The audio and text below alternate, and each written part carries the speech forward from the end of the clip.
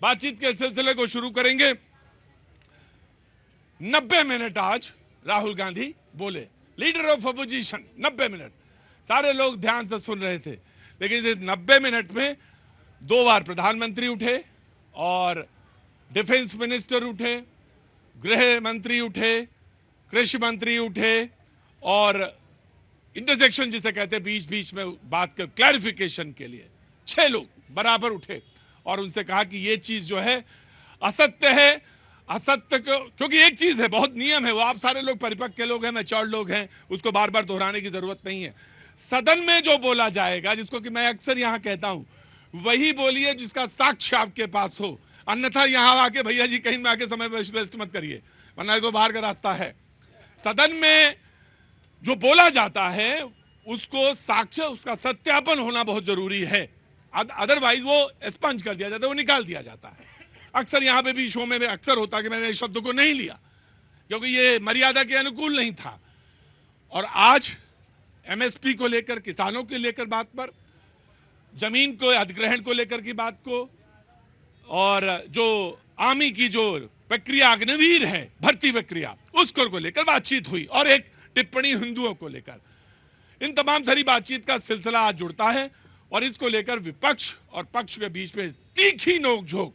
सबसे पहले मैं कांग्रेस के प्रवक्ता को खड़ा करना चाहूंगा। कुछ देर पहले प्रेस कॉन्फ्रेंस चल रही थी और आपने देखा राहुल गांधी जी ने तो कहा, माना नहीं, भाषण में बोला अपनी अभिभाषण में, लेकिन यहां पे बात जो थी 1,13,00,000 रुपए थे या 17 लाख रुपए दिए जाते हैं अग्निवीर में। तो अब आप क्या करेंगे? शब्द वापस लेंगे या क्या करेंगे, या अभी अड़े रहेंगे या डिगे रहेंगे? देखिए, सरकार नहीं दे रही है, उसमें 48 लाख रुपए बीमा कंपनियां दे रही हैं। 48 लाख रुपए बीमा कंपनियां, उसमें 8 लाख रुपए जो है वो टैक्स का पैसा मिल रहा है कि ब्याज मिलेगा, जो आपका 44 लाख रुपए उसमें ब्याज के थ्रू दिया जाएगा। तो इसकी समय सीमा बहुत लंबी है, बहुत लंबी प्रक्रिया है। जवान शहीद होता है आज और इसको पैसे मिलेंगे 5 साल में, 8 साल में। तो सोचने की बात है, समझ। ये आपने एक नया पेच निकाल के लाया, मतलब आपको इस बात को ध्यान, नहीं, ये बिल्कुल गलत बात है और इस प्रक्रिया को समझना चाहिए। जो आपने कहा सामने बिल्कुल था इस बात को, मैं बिल्कुल रिसर्च की बात कर रहा हूँ, जो सामने गृह मंत्री संसद भवन में नहीं बोल पाए। मैं आता हूँ, आई विल गिव यू चांस, बिल्कुल 10 से 20 सेकंड दूंगा, मैं दूंगा, मैं अपने बिल्कुल दूंगा क्लैरिफिकेशन। मैं यही जानना चाह रहा था कि देखिए इसके बाद क्या सत्ता विपक्ष का क्या रुख होता है, मैं ये देखना चाह रहा था कि शहीद नहीं, एक मिनट बहस नहीं करेंगे। झा साहब बहस नहीं करेंगे, बिल्कुल आराम से बैठिए। और ये पानी, ये लीजिए, ये पानी लीजिए। इनको बोलिए अपने बच्चों को बैठिए। ये भी बात सच है कि आप ही देशभक्ति का सर्टिफिकेट नहीं देंगे। हाँ, तो वो भी नहीं देंगे तो आप भी नहीं देंगे। हाँ, बैठिए। अरुण सिंह हमारे सहयोगी और अमित पांडे, 2 सहयोगी हमारे साथ अगर जुड़ सके आज बातचीत के सिलसिले में तो बहुत अच्छा होगा। जी अरुण जी, बहुत बहुत स्वागत है आपका भैया जी कहीं में। अमित पांडे जी पार्लियामेंट में मौजूद हैं, बहुत बहुत शुक्रिया। ऑडियो थोड़ा सा आप कर दीजिएगा सो दैट कि सारे लोग यहाँ पे लोग सुन सकें। अमित पांडे जी, आप प्रेस कॉन्फ्रेंस में मौजूद थे, जो अग्निवीर को लेकर जो क्लैरिफिकेशन और तमाम बातों को लेकर सत्यापन के लिए बात कही गई। अमित जी, जानना चाहता हूं। देखिए, ये तमाम बातें कही गई थी और एक तरीके का तीखा जो आरोपों का जो प्रत्यारोप था, आरोपों का दौर था, वो चला। देखिए, राहुल गांधी ने 90 मिनट के अपने स्पीच में पूरी तरीके से सरकार में यहाँ पर अपना हमला बोला। उसके बाद बीजेपी ने प्रेस कॉन्फ्रेंस किया और साफ तौर पर उन्होंने अपने नेताओं से, जैसे अटल जी थे, जैसे सुषमा स्वराज जी, उनके नेताओं के स्तर से राहुल गांधी के आज के स्पीच को कंपेयर किया। तो जाहिर सी बात है, जहां एक और विपक्ष हमलावर था राहुल गांधी के स्पीच के सहारे इस पूरे पार्लियामेंट की प्रोसीडिंग्स में, तो वहीं अब उनके बर्ताव से, उनके बयान से सत्ता जी अमित जी मैं रोकना चाहूंगा। अमित जी, मैं बिल्कुल रोकना चाहूंगा, बिल्कुल सीधा जवाब जानना चाहता हूं। 1,13,00,000 आपने बताया कि एक शहीद को मिलते हैं। अब सवाल ये है कि इसमें ये कहते हैं कि सरकार का सिर्फ 40 लाख रुपया है, बाकी ब्याज का पैसा है और प्रक्रिया इतनी लंबी है। आप बैठिए, वो भी जीवन बीमा निगम जो कंपनी पैसा दे रही है उसमें सरकार का टेकिंग क्या है? बेकार की बहस मत करिए, बेकार की बहस मत करिए, आप बेकार की बहस मत करिए, बेकार की बहस मत करिए। बैठिए बैठिए बैठिए बैठिए। कसम झा साहब यहीं पे आके आप बोलने लायक बने, इसलिए बैठिए। जी मैं बात कर रहा हूं। मैं जानना चाहता हूं कि क्लैरिफिकेशन क्या आया सरकार की तरफ से। अमित जी मैं जानना चाहता हूं, स्पष्ट बताइए, दाएं बाएं की बात मत बताइए, बिल्कुल स्पष्ट बोलिए। जी ऑडियो आप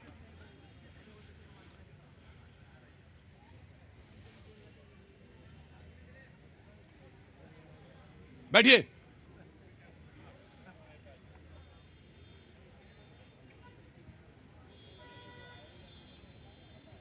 अमित आपको आवाज आ रही है?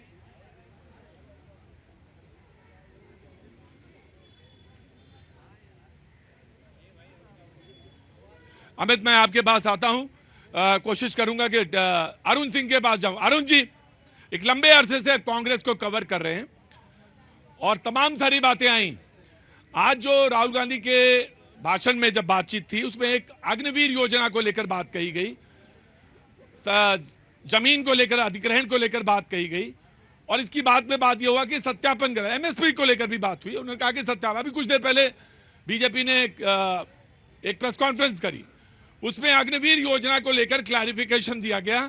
लोग जानना चाहते हैं, सुनना चाहते हैं, समझना चाहते हैं कि अग्निवीर योजना को लेकर जो बात राहुल गांधी ने कही थी वो सही है या जो सरकार ने पक्ष रखा वो सही है। दूध का दूध, पानी का पानी करिए। ठीक है सवाल? देखिए प्रतीक जी, पहली बात तो है कि प्रतीक जी देखो, पहली बात तो यह कि राजनीति में तथ्य तो अपनी महत्व रखते हैं, लेकिन परसेप्शन उससे बड़ा महत्व रखता है। 240 और 290 के बीच का जो अंतर है ना, विपक्ष और सत्ता पक्ष के बीच जो कम हुआ है, उसकी झलक आप संसद में बखूबी देख सकते थे। अक्सर ऐसा नहीं होता है कि नेता विपक्ष बोले और प्रधानमंत्री खड़े हों, गृह मंत्री खड़े हों, रक्षा मंत्री खड़े हों, संसदीय कार्य मंत्री खड़े हों, कृषि मंत्री खड़े हों, पर्यावरण मंत्री खड़े हों। तो राहुल गांधी की ये जीत है। कांग्रेस कह रही है कि भाई प्रधानमंत्री से लेके आधा दर्जन से ज्यादा कैबिनेट मंत्री सफाई देते फिर रहे थे। एक तो परसेप्शन की बात हो गई। जहां तक आपने अग्निवीर की बात की, राहुल गांधी ने 2-3 स्पेसिफिक सवाल पूछे कि क्या अग्निवीरों को पेंशन मिलेगी, क्या उनको शहीद का दर्जा मिलेगा। इन सवालों पर सत्ता पक्ष की तरफ से भी कोई स्पष्ट जवाब नहीं है। रक्षा मंत्री ने जरूर कहा कि अगर कोई शहीद हो जाता है अग्निवीर तो उसको 1 करोड़ से ज्यादा की राशि मिलती है। लेकिन राहुल गांधी जो है कहने की कोशिश कर रहे थे वो एक सेना में जो स्थायी जिनकी नियुक्ति हो रही है, जिनको फंड, उनका ईपीएफ कटेगा, उनको फंड मिलेगा, 60 साल तक, 35 साल तक, 40 साल तक रैंक के मुताबिक नौकरी की गारंटी होगी, उसके बाद उनको पीएफ मिलेगा, पेंशन मिलेगी, उनको मेडिकल की सुविधा मिलेगी। वो बातें कर रहे थे। वो एक और बात कह रहे थे कि 6 महीने की ट्रेनिंग ले जाकर के अगर आप खड़ा कर देंगे चीन की सीमा के साथ, जो सामने वाला 5 साल की ट्रेनिंग लेके आया, दक्ष होकर आया अपने कार्य के। देखिए दोनों बातें हैं, सत्ता पक्ष की तरफ से जो कहा गया और जो विपक्ष की तरफ से कहा गया, दोनों बातों के बीच में सच्चाई ये है कि अग्निवीर का जो मुद्दा है वो एक बार फिर जोर पकड़ रहा है। उसकी वजह क्या है? उसकी वजह है कि एलओपी बनने के बाद राहुल गांधी, चाहे आप एमएसपी की लीगल गारंटी की बात कर लीजिए, अग्निवीर की बात कर लीजिए, नीट की बात कर लीजिए, इन मुद्दों पर ऐसा लग रहा था प्रतीक, पहली बार पिछले 10 सालों में पहली बार ऐसा लग रहा था कि विपक्ष कुछ कह रहा है तो सरकार रिस्पॉन्ड कर। इसके पहले तो जितना प्रचंड बहुमत और जनमत मिला था, विपक्ष की बहुत सारी बातें ऐसे ही नक्कार खाने में तूती की तरह कहीं गुम हो जाती थी। इस बार मंजर सदन का बदला नजर आ रहा है और राहुल गांधी बोल रहे हैं, प्रधानमंत्री बोल रहे हैं। थोड़ा गर्मी के बीच में ये जो लोकतंत्र की तस्वीर है, संसदीय लोकतंत्र के मजबूत होने की, वो एक दिखाई दी। वो मुझे लगता है प्रतीक, इन मुद्दों की अहमियत अपनी जगह, लेकिन लोकतंत्र जो जिंदा हुआ है उसकी। जी बहुत शुक्रिया, थैंक यू सो मच। जीवंत तो होना चाहिए, जिंदा हुआ शब्द अरुण नहीं लूंगा मैं, जीवंत शब्द है, क्योंकि अगर मर गया तो फिर जिलाया जाता है। जीवंत मतलब उसमें जान है, वो जीवंत हो सकता है कि आप विपक्ष अगर मजबूत सामने खड़ा है तो वो जीवंत है। और अच्छा सवाल है, बढ़िया सवाल है। मैं एक बात कहना चाहता हूं कि डिफेंस मिनिस्टर ने यह बात भी कही कि कई मुल्क ऐसे हैं जहां पे अग्निवीर जैसी योजना, आपको प्लीज जब मैं चांस दूंगा तब आप बोलेंगे बीच में, अग्निवीर जैसी योजना लागू है। कई ऐसे मुल्क हैं जहां पे अग्निवीर जैसी योजना लागू है। Now the Congress will speak. जी आप बोलिए। कई ऐसे मुल्क हैं जहां नीट का पेपर लीक नहीं होता। हाँ। ये भारत है जहां व्यापम घोटाले होते हैं। अब मैं बात करता हूं मुद्दों की। 48 लाख रुपए जीवन बीमा कंपनियां देंगी अग्निवीर योजना के लिए। राहुल गांधी जी और रक्षा स्थायी समिति जो है उसका भी कहना है कि जो अग्निवीर हैं उनको सेना के बराबर सम्मान दिया जाए, शहीद का दर्जा दिया। देश के लिए कुर्बानी दे रहा है प्रतीक भैया, तो कैसे नहीं उसका भी देश के लिए जान गई ना, तो शहादत होनी चाहिए।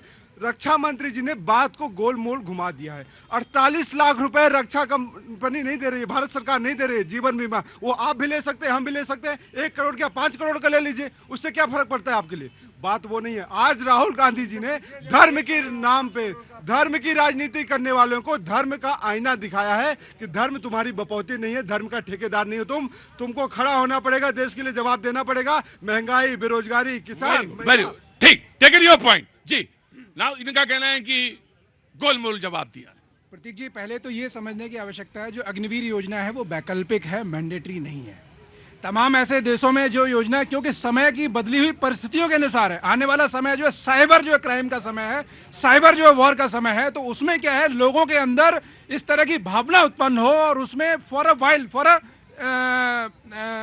कहना चाहिए फॉर अ वाइल्ड पीरियड। क्या है इस देश में, मैं आ रहा हूं, इस देश में नौकरी एक बहुत जरूरी आवश्यकता है, तो बड़ा नाजुक मसला बन जाता है। आप उसको बहुत किनारे से बारीक रख के सामने, जब नौकरी के लिए लोग भाग रहे हो, दौड़ रहे हो, तो ये बहुत नाजुक मसला है कि 4 साल रहेगी, 4 साल बाद चली जाएगी। इसको ऐसे कहा जा सकता है कि 4 साल बाद इतना एडॉप्शन होगा। बहरहाल आप अपनी बात कहिए। मैं आ रहा हूं पॉइंट पे। हाँ। अब मान लीजिए एक युवा जिसके पास जो उतनी बड़ी टेक्निकल क्वालिफिकेशन नहीं है और वो ये चाहता है कि मैं अपना करियर स्टार्ट करूं, और वो अग्निवीर के तौर पे जो 4 साल स्पेंड करने के बाद जो उसको एक अच्छी फाइनेंशियल सपोर्ट मिलती है, अभी इन्होंने जिक्र किया इनकेस अगर वो शहीद होता है, ये गलत तथ्य देना, आधी अधूरी बात करना।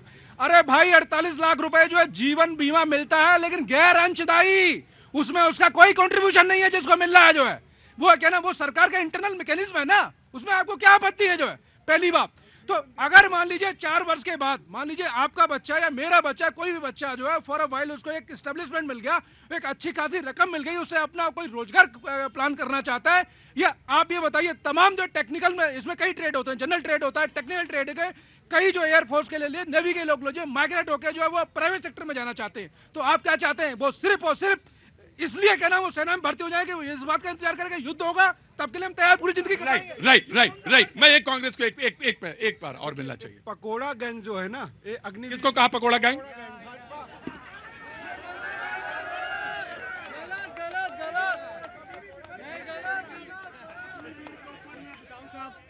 अग्निवीर के ऊपर मैं बोल सकता हूँ? मैं बोल सकता हूं, लेकिन मैं एक बात आपसे बता दूं, जहाँ साहब आप कहीं भी किसी डिबेट में जिसमें आप बड़ी डिबेट में जाते हैं, बहुत बड़े स्टार आप प्रवक्ता हैं, लेकिन मेरी डिबेट में बराए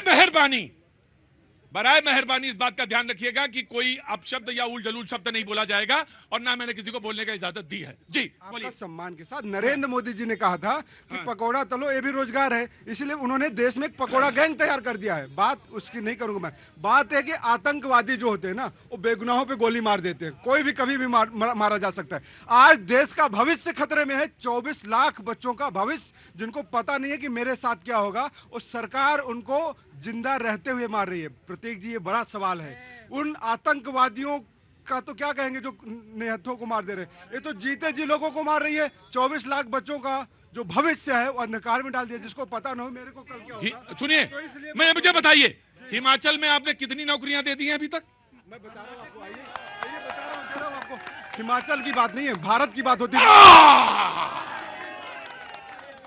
मैं तुमसे रुको, मैं डिबेट करूंगा। मैं डिबेट, 1 मिनट, आप हिमाचल पे बात करें, हिमाचल के मुद्दों पे डिबेट करें कि नरेंद्र मोदी के डिबेट करें? मैं भारत पे कर रहा हूं, तो भारत कोई नहीं, तमाम सारे प्रदेशों को संग्रह करके ही प्रदेश बना। सुनिए, अगर मैं पलट के आपसे पूछ लूं हिमाचल संभल नहीं रहा, देश क्या संभालोगे? तो बेकार वाली अनर्गल वाली बहस मत करो ना, तो मेरे पास तर्क होंगे तब मैं कुतर्क करूंगा, और वो कुतर्क अच्छा नहीं है। जी झा साहब, एक बिग चांस फिर कांग्रेस को। देखिए, आपका धन्यवाद, आप मेरे को चांस दे रहे हैं और आप मेरे से सवाल कर रहे हैं, मैं आपके सवालों का सम्मान करता हूं। नहीं, वो जवाब नहीं था, वो कुतर्क था मेरा, वो मैंने कुतर्क किया आपसे।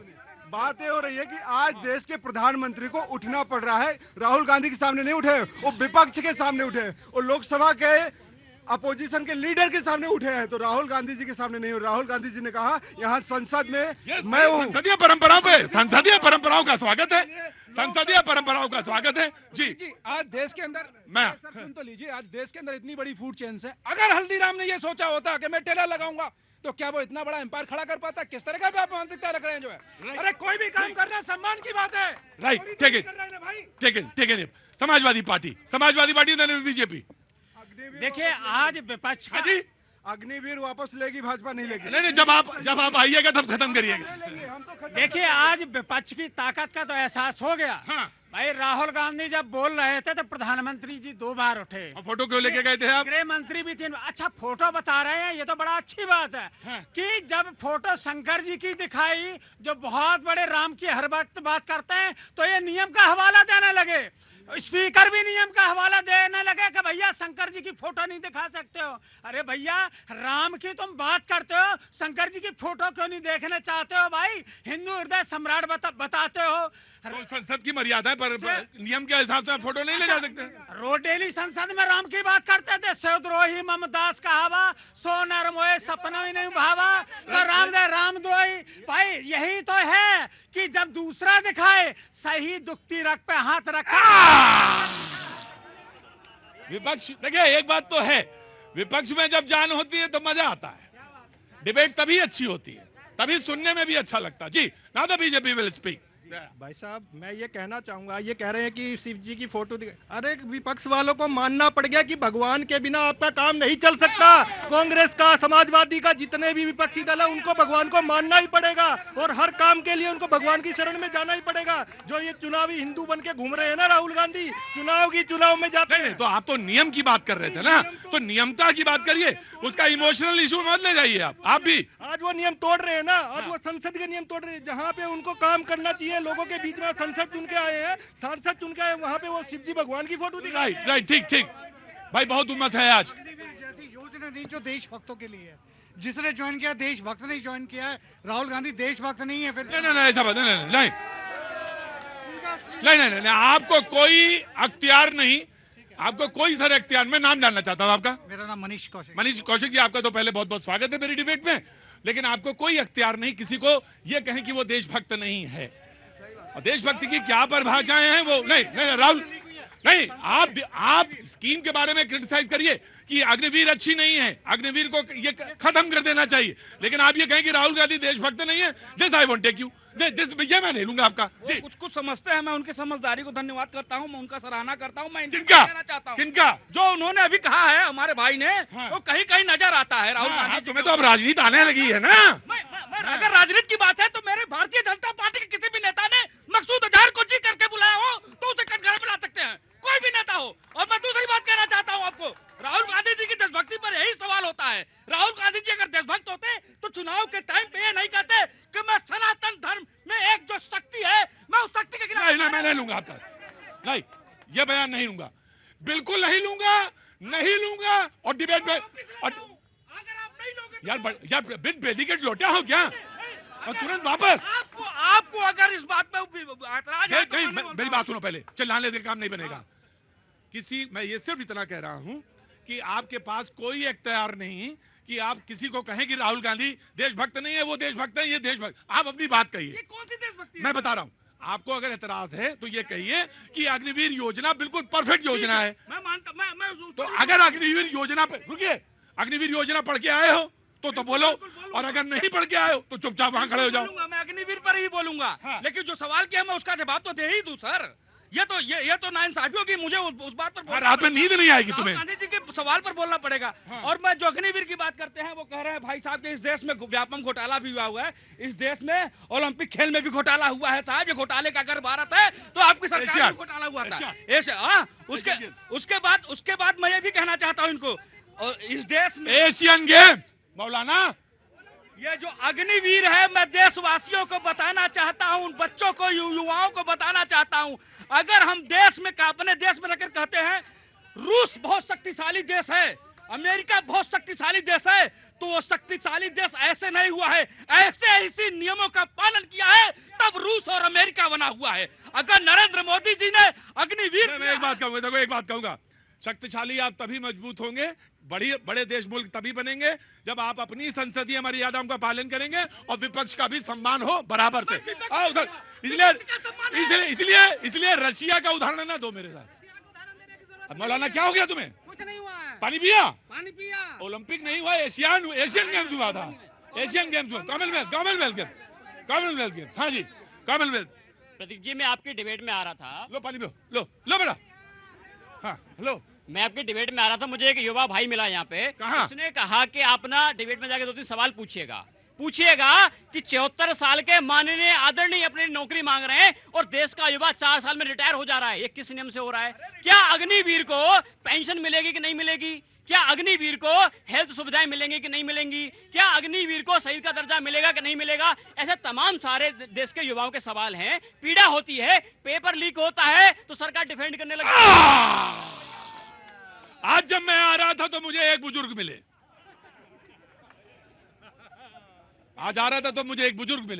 बोले आपने संसदीय बहस देखी आज? मैंने कहा देखी मैंने आज। क्या नाम है आपका सर? हमारा नाम शिवप्रताप है। शिवप्रताप। उन्होंने कहा कि मुझे एक बात बताइएगा, ऐसी कौन सी योजना है 4 साल पढ़ने के बाद या 4 साल काम करने के बाद अग्निवीर में या कहीं भी किसी भी जगह पे 4 साल काम करने के बाद भी उसको इतना पर्याप्त, वो ग्रेजुएट हो जाए, उसके पास इतना पर्याप्त तो पैसा हो, तो मुझे जरूर बताइएगा। और अगर आम आदमी पार्टी ने कोई ऐसी योजना बनाई है तो उसको तत्काल प्रभाव से लागू किया जाए और उसका ले जय जयकार और जय जय घोष हो यहाँ पे जी। जो इतनी बड़ी योजना। देखिए, बहुत सारे रक्षा विशेषज्ञ हैं, वो कह रहे हैं कि इस योजना से सरकार को, हमारी सेना को कमजोर करने की कोशिश करी जा रही है। मुझे लगता है, मुझे और आपको जानकारी नहीं होगी रक्षा विशेषज्ञों की, लेकिन बहुत सारे लोग कह रहे हैं भारतीय जनता पार्टी जवाब नहीं दे रही। देखिए, जब देश के नेता कोई विधायक सांसद एक दिन के लिए विधायक सांसद रह जाता है, उसकी पेंशन लग जाती है, आजीवन पेंशन मिलती है, लेकिन देश का युवा जिसको कि सेना में भर्ती होगा उसको पेंशन नहीं मिलेगी, तो भारतीय जनता पार्टी की स्कीम है यही ऐसी स्कीम किसानों के लिए लेके आए थे। आप स्कीम की बात करो, सिविल डिफेंस वालों को आपने रोजगार दिया, कितने साल उनको रोजगार दिया आपने? 2 साल के अंदर बाहर कर दिया इन लोगों को, 2 साल के अंदर उनको बाहर कर दिया। नहीं, अभी तो बात अग्निवीर पे ही हो रही है, क्योंकि सिविल डिफेंस पे बात नहीं होगी, क्योंकि अब हिमाचल पे नहीं बात हो सकती। रुको, पहले तो खड़े होना सीखो। क्या नाम है? सर पंकज। कहाँ से हो? कानपुर से सर। कानपुर। तुम तो यहाँ आते हो अक्सर? रहते हैं सर। खड़े रहो। नहीं, आम आदमी पार्टी नहीं। हाँ, पाठक जी का नंबर है। देखिए, अग्निवीर योजना के बार ये लोग, भाई अग्निवीर योजना पे बात नहीं कर रहे हैं, आज ओवरऑल जो पार्लियामेंट में जो बहस रही उस पर बात कर रहे हैं। पहले तो हिंदू वाले बात पर हुई और उसके बाद तमाम सारे एमएसपी पे बात हुई, तमाम सारे ओवरऑल बात पे ही बात नहीं, जरूरी नहीं हिंदू वाली बात, आप आपको जो बेहतर लगे वही बोलिए, मैंने इशारा नहीं किया। देखिए, राहुल गांधी जी और प्रियंका गांधी जी, चाहे विपक्ष के जो भी नेता, जैसे ही चुनाव होते हैं चुनावी हिंदू बन जाते हैं और उसके बाद हिंदू धर्म को गालियां देना, उसके बाद सनातन धर्म का जो फेस है उसको मलिन करना। आप सोचिए, जिसके दादाजी कब्र में लेटे हैं वो सनातनी ब्राह्मण हो जाएगा। देखिए पाठक जी, एक बात जरूर ध्यान रखनी चाहिए कि मस्तिष्क को नहीं, रुको, बोलने समय में मस्तिष्क को बैलेंस रखना चाहिए। और मैं आ जाऊंगा, लेकिन मैं एक बात ध्यान रखिए, नहीं मैं आ जाऊंगा, आप ही के पास आऊंगा, मैं 100% आपके पास आऊंगा, लेकिन क्रिटिसाइज करिए, लेकिन पॉलिसी पे करिए, व्यक्तिगत टिप्पणियां मत करिए। और ये होता क्या है, चाहे यहां हो, चाहे वहां हो और चाहे वहां, ये व्यक्तिगत टिप्पणियां ही सबसे ज्यादा गड़बड़ करती हैं और इको पे क्लैशेस बनता है। मेरी डिबेट में पब्लिक जी, वो हिंदू मैं भी हूँ, यहाँ खड़ी जनता। लेकिन उन्होंने कहा कि मैंने आपको नहीं कहा, बाकी हिंदुओं को नहीं कहा। मतलब क्या है, उन्होंने मुझे नहीं कहा, हिंदू पूरी धर्म को बोला, जो हिंदू मैं भी हूँ। यहाँ खड़ी जनता है, देश की जनता है, उनको किसने हक दे दिया? राहुल गांधी जी को ये हक किसने दे दिया? ठीक है, तब कांग्रेस आराम से करेंगे, आराम से बहस आराम से होगी, आराम से बिल्कुल दे दूंगा, मैं अग्निवीर पे दे दूंगा जी। देखिए, जब कुछ व्यक्ति के पास होता नहीं तो व्यक्तिगत हमला कर दीजिए। प्रतीक जी, वो बिल्कुल गलत है, व्यक्तिगत हमले नहीं होने चाहिए। भाई खड़े हैं राहुल गांधी जी के ऊपर कह रहे हैं तो बड़ा बुरा लगता है। मैंने आज संसद भवन में राहुल गांधी जी ने बड़े स्पष्ट शब्दों में कहा, संसद भवन के अंदर चेयर का सम्मान होना चाहिए, कुर्सी का सम्मान होना चाहिए। बिरला जी यहाँ सबसे बड़े अध्यक्ष बड़ा है। आपने कहा ना, मुझे बहुत अच्छा लगा। आपको इस बात का ध्यान रखना चाहिए कि जो चेयर पे बैठता है उसके हाथ में कंट्रोल नहीं होता माइक का, तो वो माइक नहीं बंद करता है, ये भी कहिए आप, बोलिए। हाउस चलाने का काम अध्यक्ष का होता है, इशारे वहां से होते हैं, ये भी कहना पड़ेगा। इशारे आप देख रहे हैं। सुनिए, अब सुनिए, बात यह है, इशारे देखना पड़ेगा ना। आज जो राहुल गांधी जी ने कहा है हिंदुत्व क्या है, सत्य, प्रेम, अहिंसा, जिसके दिल में है, यहाँ तो लोग नफरत की बातें कर रहे हैं, एक दूसरे को साबित कर रहे हैं कि मैं देशभक्त हूं। इशारे तो राहुल गांधी जी करते हैं आंख मार के। अरे रुकिए रुकिए, हाँ आगे बढ़िए। प्रतीक जी जो इशारे करते हैं ना, वो राहुल गांधी जी संसद वालों को सिखाते हैं एक दूसरे को इशारे करके। और अब मैं अभी अग्निवीर पे कहना चाहूंगा, आम आदमी पार्टी कह रही थी कि 4 साल, अरे 4 साल बाद उनको शराब पिलाओगे क्या आप? जो पेंशन मिलेगी उससे शराब पिलाओगे क्या? इसीलिए ये चाहते हैं कि अग्निवीर शराब क्या मतलब? शराब पिलाते हैं ना। ना ना ना नहीं नहीं नहीं नहीं नहीं। अरे कैसे हैं आप? अरे भैया जी के तो राम राम करने के लिए तरस रहे थे। राम राम राम राम राम राम। ठीक है आप? बस ठीक है, बस ऐसे रहिए, अच्छी तरह से रहिए। नमस्ते भैया। राहुल गांधी, शिव जी कहते हैं डरो मत, डरो मत। हमारे सभी महापुरुषों ने अहिंसा और भय खत्म करने की बात की है। आप लोग खुद को दिन भर हिंदू कहते हैं और हिंसा की बात करते हैं। प्रधानमंत्री मोदी ने इस पर ऐतराज जताया और कहा खड़े हुए वो, हिंदू को हिंसक समाज कहना गलत है, पूरे हिंदू समाज को हिंसक कहना गंभीर विषय है। ये 2 पॉइंट हैं, ये 2 पॉइंट है, मैंने रखा जी। आराम से, आराम। I will give you chance, I will give you chance, I will give you chance. जी जी। देखिए, उन्होंने कहा कि ये लोग जो हैं वो अपना क्या करें, हिंदू जो है वो हिंसक कभी हो नहीं सकता, अहिंसा परमो धर्म, हिंदू उसी में विश्वास करता है। लेकिन उन्होंने क्या करा, बीजेपी का काम है कि बातों को बिगाड़ देना। उन्होंने उसको देखो, प्रेस कॉन्फ्रेंस कर रहे थे, उन्होंने कहा हिंदू समाज को कह दिया। अरे भाई, आप लोगों के लिए कहा जो आप नफरत फैलाने का काम कर रहे हैं देश में, कि हिंदू सहिष्णु है, हिंदू कभी हिंसक हो ही नहीं सकता है, वही बात की। लेकिन उस बात को किस तरीके से उन्होंने फैलाने का काम किया। भाई मेरी बात सुनो, पहले मेरी बात सुनो। हमेशा क्या मतलब गरम तावे पे बैठे रहते हो? गलत बोलते हैं सर ना। नहीं गलत बोलते हैं तो उसको काट निकालो उसकी। तो निकाल दो। हाँ, तो उसकी काट ढूंढो। 2013 में कांग्रेस पार्टी ने भी एक बिल पास किया था, अगर हिंदुस्तान में कोई दंगा होता है तो उसका गुनहगार सबसे ज्यादा हिंदू ही होगा, हिंदुओं के जेल में डाला जाएगा। इसी कांग्रेस ने बिल पास किया था और 2013 की बात है, 2013। ये कौन सा बात है?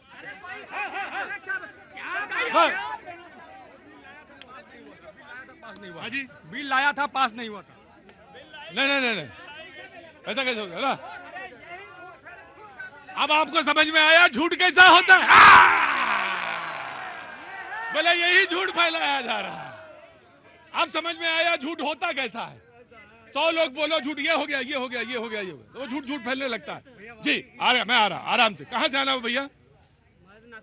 नागपुर से। क्या नाम हो गया? नीतीश। बढ़िया, कुछ बोलना है?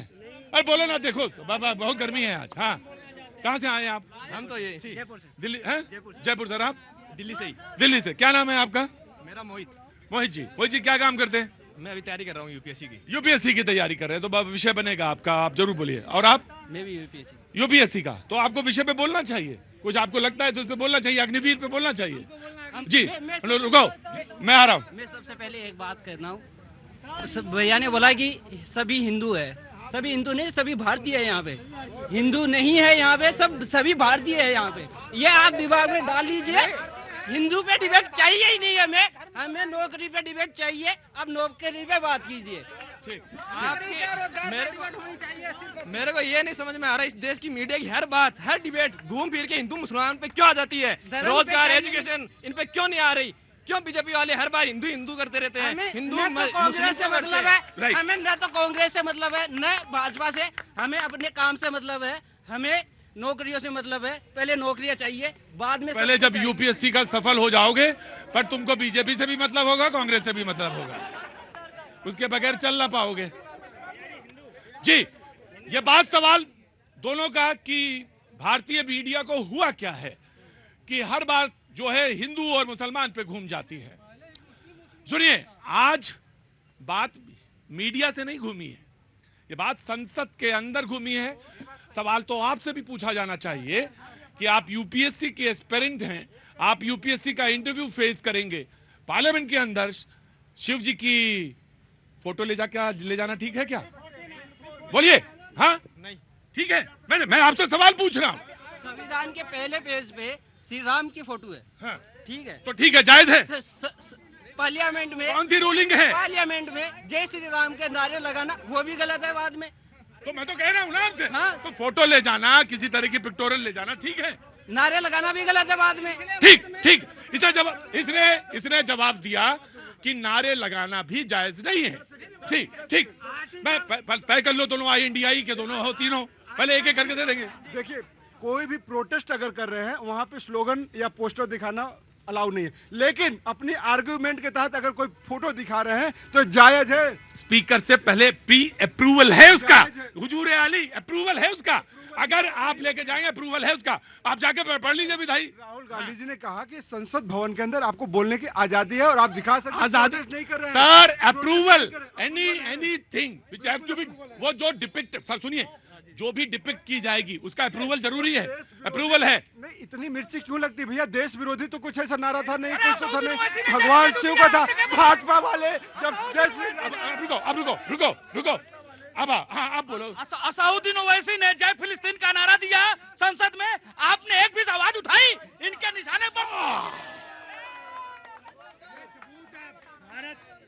अब सवाल ये है, आप दोनों की बात बिल्कुल सही है, जायज है कि हिंदू मुसलमान नहीं होना चाहिए। जैसे ही सवाल इधर से उठा, उधर से मुझे मालूम था, कब इंतजार ही कर रहा था मैं कि कब कौन आदमी ये खड़ा होकर कहेगा, तो फिर जय फिलिस्तीन कहां से सही और जायज है। जी जी, एक मिनट सब लोग ध्यान से सुन लो। बोलिए। श्लोक बोला जाता है अहिंसा परमो धर्मा, वही आधा श्लोक बोलना जो है, अहिंसा परमो धर्मा धर्म हिंसा तथा बचा, ये है पूरा श्लोक जो है। अगर मान लीजिए मेरे ऊपर कोई अत्याचार करेगा, जैसे सेनाएं अगर मान लीजिए बॉर्डर पे खड़ी हुई है, अगर मान लीजिए कोई अतिक्रमण कर रहा है तो कभी अहिंसा अपना है क्या वहां पे? बताइए आप। जो अगर विश्व के अंदर यूएनओ में 193 देश है, उसमें से 57 देश अपने संविधान में इस्लामिक राष्ट्र उल्लेख करते हैं, आप उनको सीख क्यों नहीं देते भाई? क्यों नहीं देते? जो मैं तर्क दे रहा हूं। मैं ये कह रहा हूँ, कौन सा ऐसा नियम है जिसमें 80-20 का नारा लगाने लगो? संवैधानिक पद पर बैठा व्यक्ति और संवैधानिक पद पर बैठा व्यक्ति अली बजरंग बली की बात करे, संवैधानिक पद पर बैठा हुआ बात 80-20 का नारा लगा था क्या? हमारे देश के संसद के अंदर लगा था क्या? ये बताओ ना। संवैधानिक पद की शपथ लेने वाला वो संविधान से ही शपथ लेकर जाता है, चाहे बाहर हो या अंदर हो। ये थोड़ा ही के अंदर था।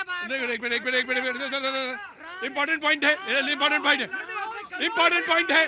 नो, इधर आओ, आराम से। एक minute, no, this is not the way. कहाँ से आना हुआ? यहीं से आ रहे हैं। प्रेस, क्या नाम हो गया आपका? सुशील दुबे, एडवोकेट। एडवोकेट का कार्ड तो रखे हैं उसका, प्रेस का। तो मीडिया में दो चार चीजें एक साथ रख के चलते हैं। अरे एक ही पे विश्वास, एक साथ है सब सद है, सब साध है सब जाए। तो या तो इधर हो जाओ या उधर हो जाओ। देखिए, सब साधने में लगे हैं मोदी जी, लोकतंत्र खत्म कर दिया। 30 सीटों की 30 सांसदों की सरकार है, बैसाखी पे चल रही है। 30-40 सीटों की, मतलब 30-40 सांसदों की ये सरकार है। ये 30-40 ये भाजपा सरकार गिरने जा रही है।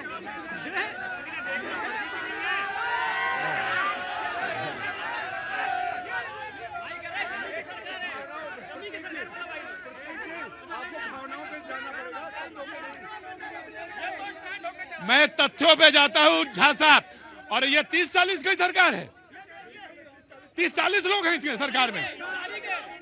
मुझे तब तो जब अगली बार आप आएंगे तो मैं कांग्रेस पार्टी से कहूंगा कि बुलाऊं आपको या ना बुलाऊं। जी, अरे भैया सुनना, जरा ध्यान देना। एक मिनट, टारगेट क्या था, लक्ष्य क्या था? 272, और लक्ष्य में कितने मिले? एक को 99 यानी 36%, एक को कितने मिले? 240 यानी 88%। भैया गणित पढ़े हो क्या? अरे वो अरे मैं सब ये कह रहा हूँ, गणित पढ़े हो क्या? अरे वो कभी कभी क्या होता है, गर्मी जो है दिमाग में चढ़ जाती है। मैं आ रहा उधर मैं आया, इधर कोई बोलना चाह रहा था, इधर बोलना। हाँ जी, कहाँ से आना हुआ? सर दिल्ली से आना हुआ है। हमारी बातों का बुरा मत मानिएगा, लेकिन देश में नेता को जनता सुधार रही है। देश की दुर्गति इस बात में है कि देश की मीडिया बिकी हुई है, यहाँ पर पूरी मीडिया बिकी हुई है पूरी। सर बुरा मत मानने का, हम आपके चैनल को नहीं कह रहे हैं, लेकिन आज आप निकाल के देख लो, इंडिया टीवी, आज तक हम तो नाम लेके बोल रहे हैं, पूरी देश की मीडिया बिकी हुई। क्या नाम है आपका? सर मेरा नाम संदीप इजारदार है। संदीप जी क्या काम करते हैं पहले बताइए। अब आपने तो बहस छेड़ी, तो आपका नाम तो पूछना पड़ेगा और काम भी। सर मैं मैथ्स का टीचर हूँ और दिल्ली की कोचिंग में फिटजी में मैथमेटिक्स।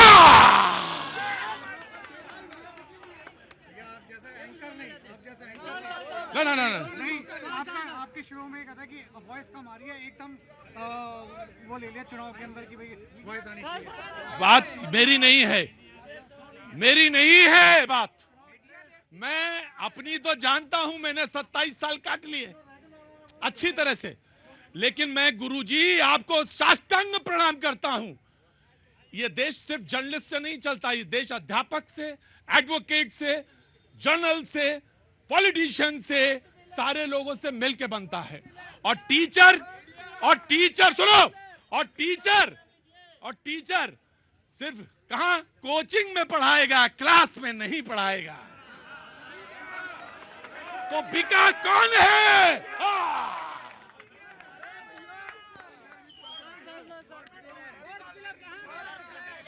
चलो रुकिए, आपकी बात नहीं कर रहा हूं, आपकी बात नहीं कर रहा हूं, आपकी बात नहीं कर रहा हूं, आपकी बात है ना ना ना ना ना ना ना नहीं, बेटा पानी तुमको हम पिलाते हैं। ये टीचर हैं,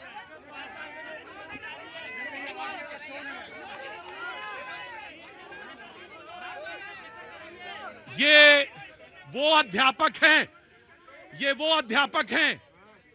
अब आप सोचिए कि आप सोचते हैं कि मेरा बेटा गया, मैं बात में भटका नहीं रहा हूं, और ये आईना अगर दिखाता है पत्रकार तो ठीक दिखाता है। पत्रकार क्या बहुत ईमानदारी से काम कर रहे हैं? नहीं कर रहे हैं पत्रकार ईमानदारी से काम, और वो सही कह रहा है, गलत नहीं बोल रहा है। मैं कह रहा हूं कि देश का कॉन्स्टिट्यूएंट ऐसा है कि सारे लोग मिलकर देश को चलाते हैं। अगर मैं इनसे यह कहूं कि आप जैसे अध्यापक ने मुझे बनाया इसलिए मैं बिगड़ा हूं, तो आप जिम्मेदार हैं इस मुल्क के लिए। आप भी, आपने क्लास में नहीं पढ़ाया, आपने कहा मेरे पास ट्यूशन पढ़ने आना, तो स्कूल से भी फीस और ट्यूशन से भी फीस। अरे दोहरा चरित्र घुट्टी में देते हो और कहते हो कि मेरे घर में अभिमन्यु पैदा हो। कहां से होगा पैदा? जाओ, अभी उम्र छोटी है तुम्हारी, बताइए। अभी उम्र छोटी है तुम्हारी। मैं ये कहना चाह रहा हूँ इनको, ये जो बोल रहे कि आज ये भाई जो बोल रहे थे हिंदू मुस्लिम करता कौन है? आज राहुल गांधी जी ने संसद में मुद्दा उठाया, हमने थोड़ी ना मुद्दा उठाया, और जो उन हिंदुओं को ही गाली दे रहे हैं। आज जो वोट 2024 में जो हिंदुओं के वोट कांग्रेस को मिले, तो इसका मतलब वो गलत मिलेगा? नहीं। हाँ जी, 10 साल से 30 लाख पद खाली क्यों पड़े हुए हैं? बहुत सही सवाल है, और सरकार को सोचना चाहिए कि अगर 30 लाख पद खाली पड़े हैं तो क्यों खाली पड़े? 2014 से पहले तो इससे भी ज्यादा थे। नहीं, मैं अभी मौजूदा सवाल पूछूंगा कि अगर सरकारी पद रिक्त हैं तो क्यों रिक्त हैं? पेपर लीक होता है तो क्यों होता है?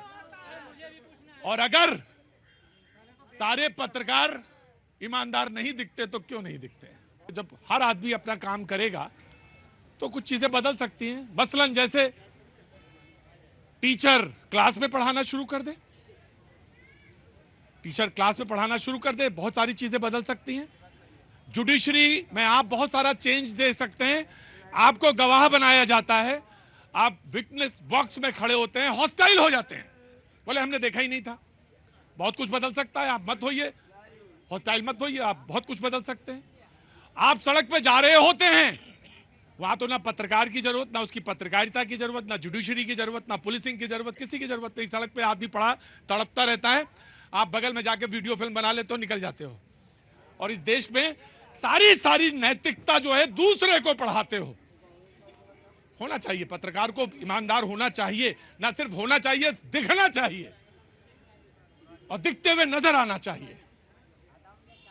मैं बिल्कुल सख्त एतराज है हिंदू मुसलमान पे, बिल्कुल सख्त एतराज है, नहीं होनी चाहिए बहस। लेकिन किसी सिरे में जुड़े हैं आप और कहते कि अरे ये तो बहस हमेशा यही होती रहती है। अरे भैया आप ही आए हो बाद में, जुड़ो तो मुद्दों से तो जुड़ो। हाँ जी, कबीर तो ना जानो, हम कहते कबीर को तो जानने की जरूरत नहीं, सब ही जानना पड़ेगा सर। अरे वो तो जान लिया तो फिर तो इस दुनिया को जगत मिथ्या हो जाएगी।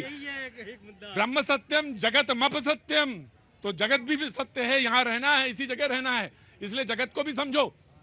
लेकिन बस दूसरे को सबक देते हो, खुद कितने सबक लेते हो या पढ़ाते हो या पढ़ते हो, तो ये बहुत महत्वपूर्ण है। आम आदमी पार्टी, देखिए जब पत्रकारिता की आप जब बात कर रहे हैं, एक वो हमारा हिस्सा है, वो हमें बोलने दीजिए। आप तो नेता वाले में बोलिए।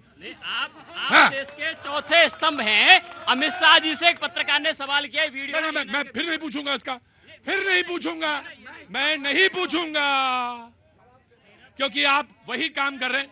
मैं क्यों मान लूं ये वीडियो सही है? हम नहीं, मैं नहीं मानूंगा। आप अपनी बात, आप अपनी बात कहिए। आप न